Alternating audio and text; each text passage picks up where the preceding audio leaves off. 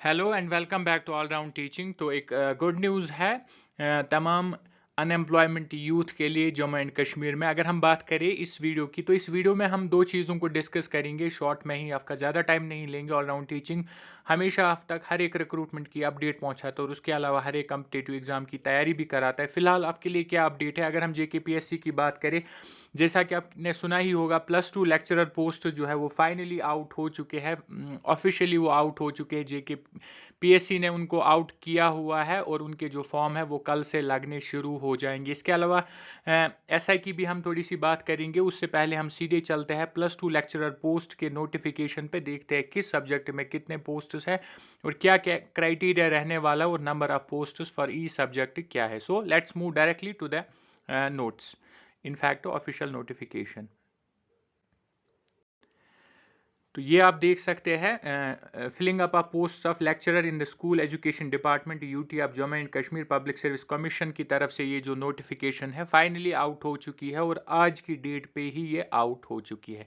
इसके बाद अगर हम डेट की बात करें, फॉर्म भरने कब से स्टार्ट हो जाएंगे और लास्ट डेट क्या रहेगी, अगर हम उस पर बात करें, यहाँ पे आप क्लियरली देख सकते हो कल से यानी कि 10 दिसंबर 2024 से फॉर्म जो है भरने शुरू हो जाएंगे। लिंक जो है एक्टिव हो जाएगी PSC वेबसाइट, ऑफिशियल वेबसाइट पे।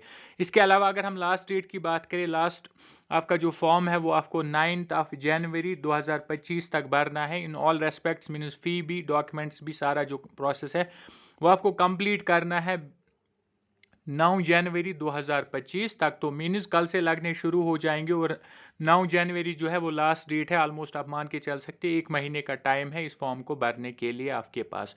इसके अलावा अगर हम बात करें, यहाँ पे आप देख सकते हो सब्जेक्ट वाइज ब्रेकअप अगर हम देखें, और इसके अलावा अगर हम पे स्केल की बात करें तो ये है पे लेवल 9 रहता है लेक्चरर पोस्ट में, जो कि 52,700 से लेकर 1,66,700 तक जाता है। अरबी की बात करें तो दो पोस्ट है इसमें total, 1 for OM and 1 for SC। इसके अलावा बॉटनी की बात करें, इसमें टोटल जो है 52 पोस्ट्स है।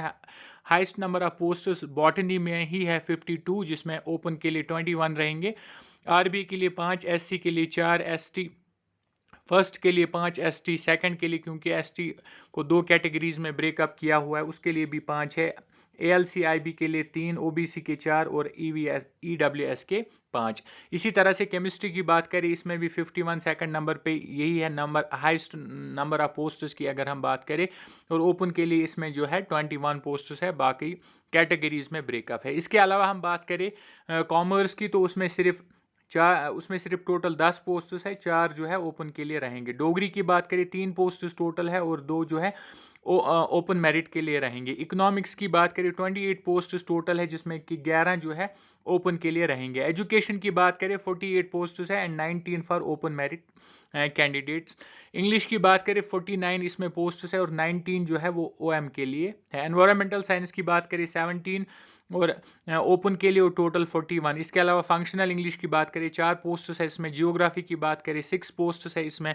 इसी तरह से जूलॉजी की बात करें 2, history 14, Kashmiri 3, mathematics 54 posts. Highest number of post जो है वो मैथमेटिक्स में है अगर हम बात करें बॉटनी और केमिस्ट्री के बाद, यानी कि उनसे पहले वो उसके बाद दूसरे तीसरे नंबर पे आ जाते हैं। मैथमेटिक्स में 54 पोस्ट्स है, 22 ओपन के लिए रहेंगे। पर्शियन में 4 पोस्ट्स है और फिजिक्स के लिए जो है 50 पोस्ट्स है, जिसमें 20 OM के लिए रहेंगे, ओपन मेरिट के लिए रहेंगे। इसके अलावा बात करें हम पॉलिटिकल साइंस में 49 पोस्ट्स है, साइकोलॉजी में 4 है, पंजाबी में 1 है, सोशियोलॉजी में 13 है, स्टैटिस्टिक्स में 1 है, और उर्दू की बात करें उर्दू में जो है 36 है, और जूलॉजी की बात करें इसमें 50 पोस्ट्स है। टोटल नंबर ऑफ पोस्ट जो है वो है 575। टोटल नंबर ऑफ पोस्ट्स है 575, जिसमें से ओपन मेरिट के लिए है 236 और बाकी जो पोस्ट्स है वो ब्रेकअप है रिजर्वेशंस में, अलग अलग कैटेगरीज में जिस हिसाब से रिजर्वेशन बनती है।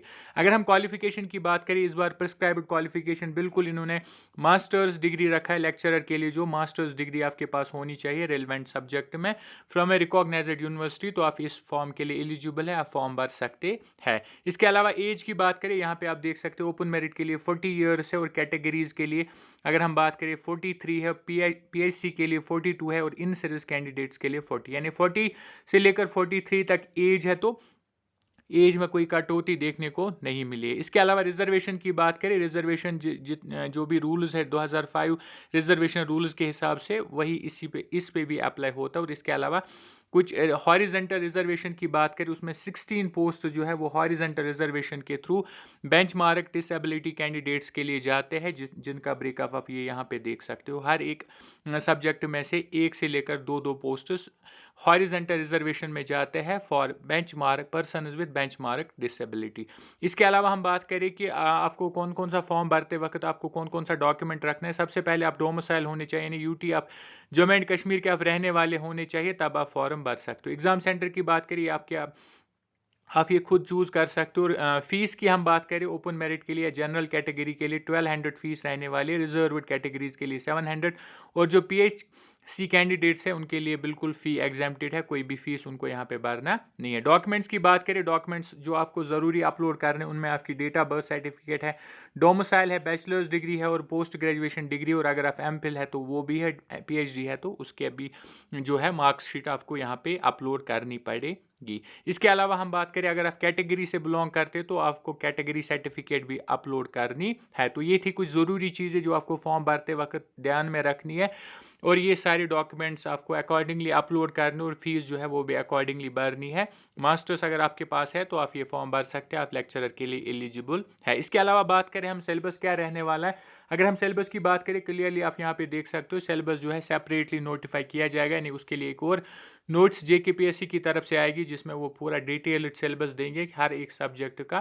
तो एज ऑफ नाउ सिलेबस जो है आउट नहीं हुआ है, लेकिन वो आने वाले दिनों में सिलेबस भी ये निकालेंगे, नोटिफाई करेंगे।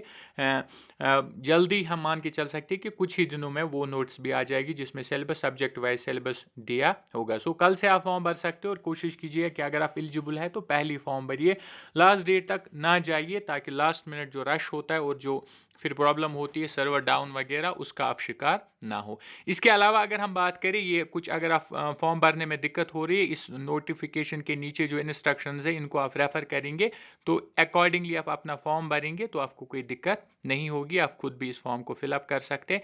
अगर पता नहीं है कैसे, तो इन इंस्ट्रक्शंस को पढ़िए, 1 by 1 लिखा है कि क्या, कब और कहाँ पे आपको क्या करना है। दूसरी जो अपडेट है यहाँ पे, अगर हम देखें, इसके अलावा दूसरी अपडेट जिसकी हम यहाँ पे बात करेंगे वो है JKPSI के।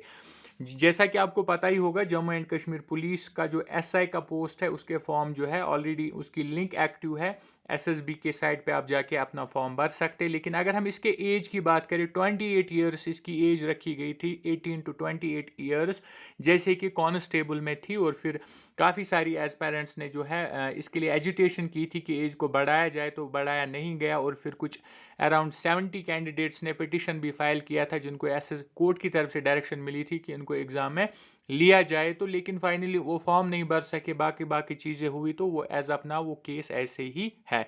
और फिर अगर हम PSC की बात करें, SI की बात करें, हम SI पे गवर्नर या बाकी जितने भी इसके अथॉरिटीज़ है, उन्होंने बोला था कि इसकी एज को हम थोड़ा सा बढ़ाएंगे, रिलैक्सेशन मिलेगी बच्चों को, और माना जा रहा था अराउंड 32 to 33 ईयर्स तक इसकी एज जा सकती। लेकिन एज ऑफ नाउ फॉर्म भर रहे काफ़ी दिनों से, लेकिन कोई नोटिस इस पे नहीं आई है, कोई क्लेरिफिकेशन नहीं आई है। जो इस एज ग्रुप में फॉल करता है वही ये फॉर्म भर रहा है, जो इसके ऊपर है वो इस फॉर्म को नहीं भर पा रहे हैं।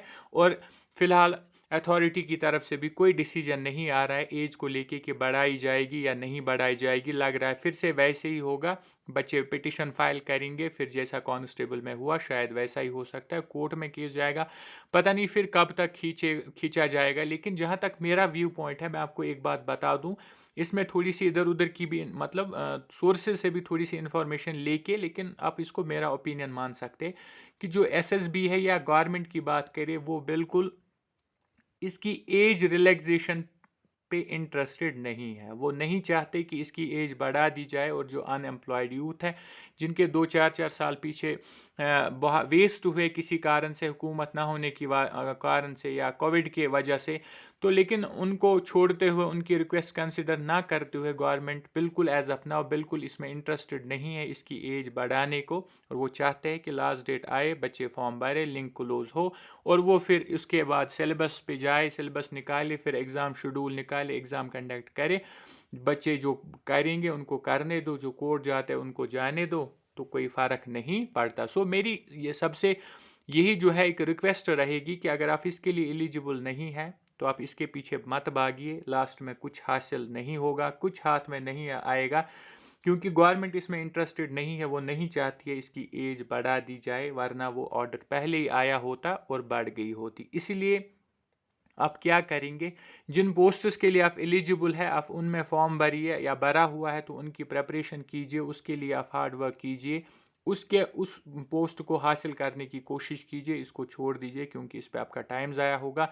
यहाँ से आप दूसरे एग्ज़ाम के लिए पढ़ भी नहीं पाएंगे तो वो भी हाथ से जाएगा। इट इज़ बेटर कि इसको छोड़ दिया जाए, जो एलिजिबल है उनके लिए ही छोड़ दो, जो नहीं है वो बाकी पोस्ट्स के लिए तैयारी करे, क्योंकि इसके पीछे लास्ट में टाइम ही ज़ाया होता है और कुछ हासिल नहीं होता है। So it is better to leave it now, और उन एग्ज़ामों की तैयारी की जाए जिनमें फॉर्म भरे हुए हैं और जिनके लिए हम एलिजिबल है, या जिनके लिए एज पेरेंट्स अबव 28 ईयर्स जो है वो एलिजिबल है। सो ये मेरा एक पर्सनल ओपिनियन है और मानना है, अगर आप इससे इत्तेफाक रखते हैं तो आप ये कर सकते हैं, अदरवाइज जैसा आपको ठीक लगता है आप वैसा भी कर सकते हैं। सो ये थी कुछ अपडेट्स जो आप तक पहुंचानी ज़रूरी थी, क्योंकि ऑलराउंड टीचिंग का मकसद ये है हर एक रिक्रूटमेंट अपडेट आप तक पहुंचाना और उसके अलावा हर एक कम्पिटिटिव एग्जाम की तैयारी भी कराना।